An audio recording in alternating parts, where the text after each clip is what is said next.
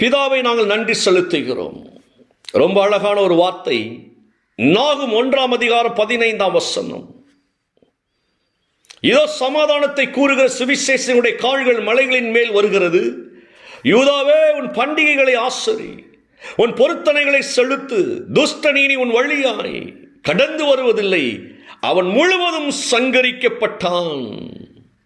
வெற்றி வெற்றி என்று முழங்கி நற்செய்தி அறிவிப்பவனின் கால்கள் மலைகளின் மேல் தென்படுகின்றன.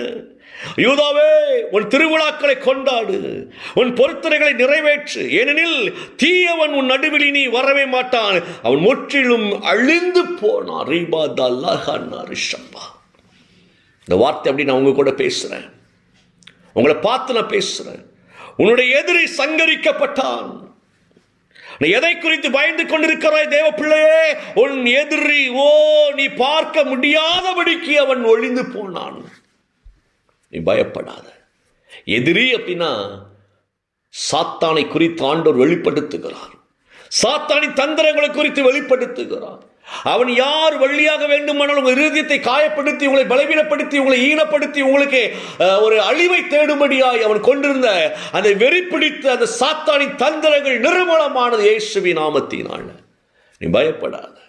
எவ்வளவு பெரிய வார்த்தை பாருங்களேன். அவர் என்ன சொல்றாரு? நீ கொண்டாடு அப்படிங்கிறாரு. கொண்டாட ஆரம்பிச்சிடணும். என் ஆண்டவர், என் ஆண்டவர், என் ஆண்டவர் எனக்கு அதிசயங்களை காண பண்ணுகிறவர். எனக்கு எதிரான வல்லமைகள் நிர்மூலமாக்கினாரே, இப்ப நான் கொண்டாடுகிறேன் இயேசுவின் நாமத்தினால் அப்படின்னு கொண்டாட ஆரம்பிங்க. மனமகிழ்ந்து கொண்டாடுங்க. உன் எதிரியாகிய வியாதி ஆண்டவரால் அழிக்கப்பட்டு விட்டது. உன் சரீரத்தில் வியாதிக்கு இடமில்லை இயேசுவின் நாமத்தினால. கொண்டாடுங்க, கொண்டாடுங்க ஆண்டவரை பார்த்து. எவ்வளவு பெரிய வார்த்தை பாருங்க. உன் எதிரியாகிய கடன் பிரச்சனைகள் எல்லாம் நிர்மூலமானது. ஆண்டவரை நோக்கி கொண்டாடுங்க இயேசுவின் நாமத்தினால. அழகான வார்த்தை. துஷ்டன் இனி உன் வழிய வரமாட்டான், உன் வழிய வரமாட்டான், என காணாம போயிட்டான். இந்த வார்த்தையை எனக்கு கூட ஆண்டவர் பேசினாருங்க. நண்பன் வழியாய் பேசினார். சில காரியங்களுக்காக ஜெபித்து கொண்டிருந்தோம். இந்த ஊழியத்தில் வந்த நெருக்கடிகளுக்காக ஜெபித்து கொண்டிருந்தோம். 2 நாளுக்கு முன்பாக நண்பர் பேசினார். கர்த்தர் உங்களுக்காக இந்த வசனத்தை தருகிறார். எஸ், ஆமீன் என்று எடுத்துக்கொண்டே இப்ப நான் உங்களுக்கு இதை பேசுறேன். நான் உங்களுக்கு இதை பேசுறேன். இந்த வார்த்தை நல்லா வாங்கிக்கோங்க, விசுவாசிங்க, ரிசீவ் பண்ணுங்க. சங்கரிக்கப்பட்டான் என்று வசனம் வந்ததுக்கு அப்புறம் சங்கரிக்கப்பட்டானான்னு போய் தேடிக்கிட்டு இருக்கக்கூடாது. எங்க விழுந்து கிடக்கிறான்னு போய் தேடக்கூடாது. எதிரிய நம்ம கொண்டாடணும். அதைத்தான் தேவன் சொல்லுகிறார். உன் பொருத்தங்களை செலுத்தி, உன் பண்டிகைகளை ஆசரி, உன் திருவிழாக்களை கொண்டாடு. இந்த வார்த்தை அப்படியே யோசித்து பாருங்க. அவன் நீங்களும் நானும் கொண்டாடுவதற்காக அழைக்கப்பட்டு இருக்கிறோம். உன்னதமான ஆண்டவர் நமக்கு சந்தோஷத்தை தருகிறவர். அதிசயமாய் அவர் நம்மை நடத்துகிறவராய் இருக்கிறார்.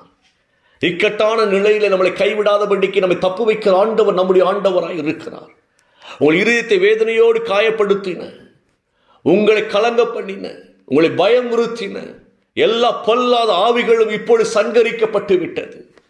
உன் சரீரத்தை பலவீனப்படுத்துகிற பொல்லாத வியாதி என்கிற அந்த ஆவி இப்ப சங்கரிக்கப்பட்டு விட்டது. உன்னை சுற்றிலும் நெருக்கி இருக்கிற கடன் பிரச்சனை சங்கரிக்கப்பட்டு விட்டது. உன் குடும்பத்தை உடைக்க நினைக்கிற, சமாதானத்தை கெடுக்க நினைக்கிற, குடும்பத்தை பிரிக்க நினைக்கிற பொல்லாத ஆவி சங்கரிக்கப்பட்டு விட்டது. சங்கரிக்கப்பட்டு கொண்டாடி ஜாலியா இருங்க, சந்தோஷமா இருங்க. உதாரணத்துக்கு சொல்றேன்னு, கனவு மனைவிக்குள்ள ஒரு பிரச்சனை இருக்குன்னு வைத்துக் கொள்ளுங்களேன். சிலர் டிவோர்ஸுக்கு இந்த நாட்கள் எல்லாம் ரொம்ப தீவிரமா இன்னைக்கு காரியங்களை நடப்பித்து கொண்டு இருக்கிறாங்க. ஆனால் ஒரு ஆள் டிவோர்ஸை விரும்புது, ஒரு ஆள் விரும்பலன்னு வச்சுக்கோங்க. அந்த விரும்பாத ஆளுக்கு சொல்ல, எனக்கு டிவோர்ஸே வரக்கூடாது, என் குடும்பம் பிரியக்கூட நினைக்கிறியா, கொண்டாடிக்கிட்டே இரு, ஜாலியாக என்ஜாய் பண்ணு. உன் சந்தோஷம் வெளியே வரட்டும், சந்தோஷம் வெளியே வரட்டும். ஏன்னா உன் குடும்பத்தை பிரிக்க நினைத்த பொல்லாத ஆவி சங்கரிக்கப்பட்டுட்டா. அதை நம்பு, அதை மட்டும் நம்பு. நீ ஜாலியாக என்ஜாய் பண்ணு. என்ஜாய் பண்ண இன்னொருத்த கர்த்தருக்குள் மகிழ்ந்து சந்தோஷமாய் கர்த்தரை ஆராதித்து நீ சிரிக்கிற சிரிப்பில் சாத்தான் பாருங்கள், அவன் தலை தெறிக்க ஓடிக்கிட்டே தான் இருப்பான். ஏன்னா சங்கரிக்கப்பட்டுட்டான் பாருங்கள். உன் பக்கத்தில் வரமாட்டான், ஒரு வழிக்கே வரமாட்டான். சாத்தான் உன் வழிக்கு வரமாட்டான். சமாதான வழியை தேடி வந்து உனத்தில் நெருங்கி உனக்கு நன்மை செய்யும். உன் குடும்பம் ஆசீர்வதிக்கப்படும். நீங்கள் சேர்ந்து வாழ்வீர்கள். எத்தனை எத்தனை காரியம் கோட்டில் கடந்தால் சொல்றேன், கர்த்தர் உங்களை சேர்ந்து ஆசீர்வாதமை வாழ வைக்கிறவராய் இருக்கிறார். ஆனால் அதை நினைச்சு நினைச்சு அழுதுகிட்டே இருக்கக்கூடாது. கொண்டாடி கொண்டு இருங்க, ஜாலியாக இருங்க, என்ஜாய் பண்ணுங்க, சர்ச்சுக்கு போங்க, வசனங்களை கேளுங்க, ஆண்டவர் ஆராதிங்க. அந்த வழிகளை நீங்க கடந்து போங்க. உங்கள் வழிகளில் எல்லாம் தேவன் நன்மையானதை விதைத்திருப்பதை நீங்கள் அனுபவித்துக் கொண்டே செல்லுவீர்கள். நமக்குள்ள பிரச்சனை என்ன தெரியுமா? சாத்தான் சங்கரிக்கப்பட்ட பிற்பாடும், ஐயோ அந்த வழியில் வந்துட்டா என்ன செய்ய, இந்த வழியில் வந்துட்டா என்ன செய்ய, அங்கே பார்த்தன இங்கே பார்த்தன பயமாக இருக்கு. ஆஹா, தேவன் நம்ம கூட இருக்கிறார், நமக்குள் இருக்கிறார். நாகும் 1:7 இவ்வாறாக சொல்லுகிறதுங்க, கர்த்தர் நல்லவர், இக்கட்டு நாளிலே அரணான கோட்டையாய் தம்மை நம்புகிறவர்களை அவர் அறிந்திருக்கிறவராய் இருக்கிறார். நமக்கு இக்கட்டின் நாட்களிலே அவர்தான் அரணான கோட்டை. அவருக்குள் நம் மகிழ்ந்திருக்கும்படியாய் தேவன் நம்முடைய எதிரிகளை சங்கரித்தார். உன் எதிரிகள் காணாமல் போனார்கள், அதை மட்டும் மைண்டில் வச்சுக்கோங்க. நீங்கள் தேடியும் காணாதிருப்பீர்கள். நீங்க தேடி பார்த்தாலும் அவங்க கண்ணுக்கு தெரியாது, அவங்க காணாம போயிட்டாங்க. சாத்தான் அப்படியே நிர்மலம் ஆயிட்டான். உனக்கு விரோதமாக எழுமினது வியாதி எல்லாம் காணாம போயிட்டு இயேசுவின் நாமத்தில் எஸ் அப்படியே அங்கீகரித்துக் கொள்ளுங்க, ஆமென் பெற்றுக்கொள்ளுங்க. எந்த கட்டியாக இருக்கலாம், எந்த பிரச்சனையாக இருக்கலாம், எவ்வளவு பெரிய தீர்க்க முடியாத காரியமாக இருக்கலாம், அது சங்கரிக்கப்பட்டு விட்டது. சங்கரிக்கப்பட்டு இனி துஷ்டன் வழியா வரமாட்டான். இனி அநேக ஜாதியில் கடன் கொடுப்பாய், துஷ்டனாகிய கடனை நீ வாங்காதிருப்பாய். நீ அநேகரை சுகப்படுத்துவாய், துஷ்டனாய் இருக்கின்ற வியாதியை நீ வாங்காதிருப்பாய். நீ பயப்படாத.